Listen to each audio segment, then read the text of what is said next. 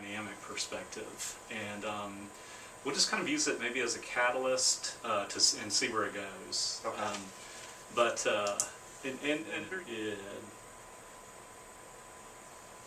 the id being that part of yourself that just wants to have fun, wants immediate gratification, eat and sleep, all that kind of stuff. Just for me, probably not as interested in the work aspect of getting things done for others and so forth. Yeah. The superego would be that part that we often learn early in life from our parents, guardians, different things we might hear in the media or in churches, synagogues, what have you, about kind of how we should be.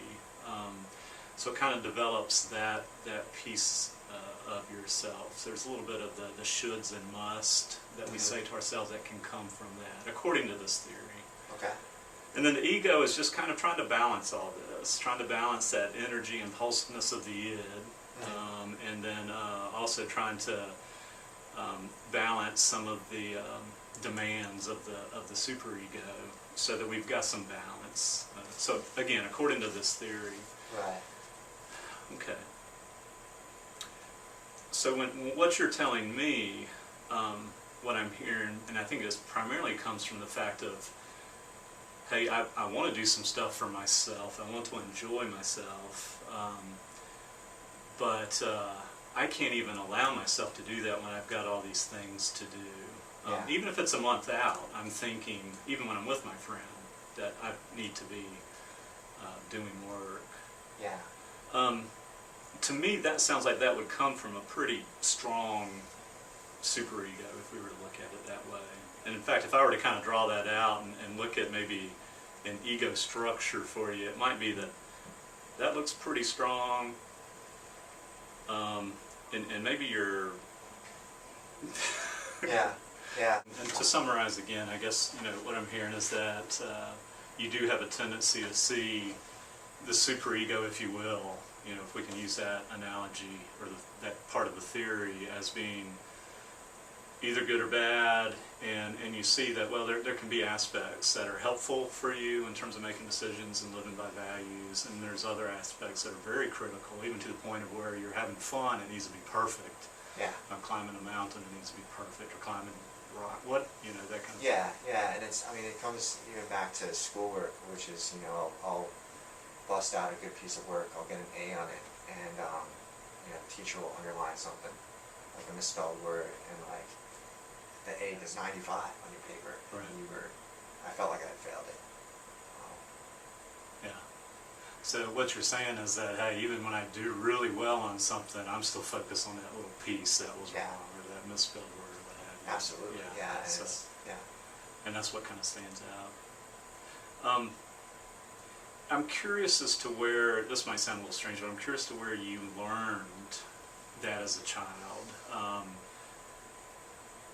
Maybe there were some certain incidents that stand out for you where you may have learned to be hard on yourself and so forth. Well, I don't know where it might start. Like, I did when I grew up. What you thought then?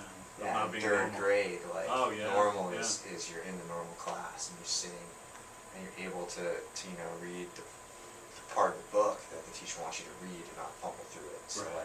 Like that was normal. Normal wasn't really good or really bad. It was in the middle. Okay. I mean, I think because you didn't feel competent at that time, I guess. Yeah. If I have to go to a special class, then apparently there's something wrong. Yeah. And so that's how it kind of plays itself out today a little bit. Yeah. Yeah. It's I assume that everybody else is not stressed, and they're doing everything perfectly fine. Mm-hmm. I'm trying to be that. But from you telling me this and the way you're telling me, I guess what I'm feeling is, hey, I know that's not the case. I'm getting a sense of you saying, Russ, I know that's not the case. I know people struggle. Yeah. And everybody's got their strengths and their weaknesses regarded to different subjects. Yeah. But I guess what I'm also hearing you say is it's hard to let this go.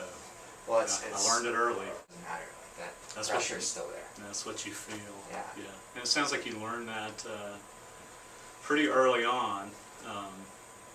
That hey, I'm not this is kind of what the irrational statement that I'm hearing you say is, hey, I'm not competent, Yeah. but I want to be, because you could have gone another route. You could have gone to where, well, I don't care about this. Yeah.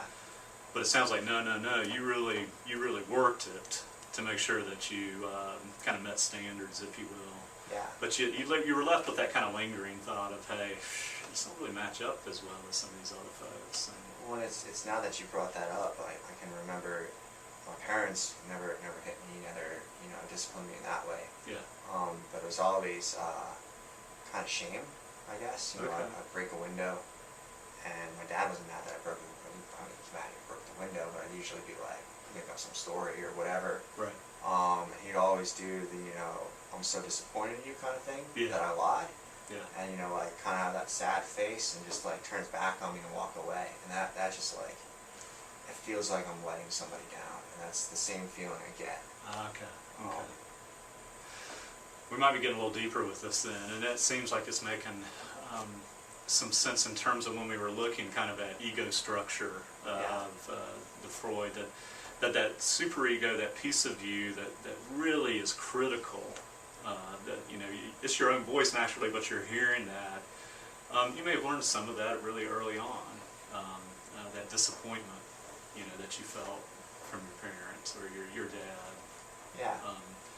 And then what's happening now is that you've just kind of carried that on forward. And even though what I sense is that, hey, I know that's not working for me now. It's just, how do I let it go? Yeah, and it's I haven't. I mean, there's a couple times where I can get in a meditative state when I'm climbing, Yeah. and I can let go of those stressors in my life. But Sure. I mean, the instant I get back to my car, it's Perspective of superego, ego id, that you really carry kind of your father's voice to some extent within of, what are you doing climbing a rock when you should be writing a paper? yeah, and It's it's just- almost like I'm so disappointed in you. Yeah, That but the stuff we learned early certainly does shape how we view the world now, yeah, and that sounds to me at least like that's a part of what is kind of gets in your way,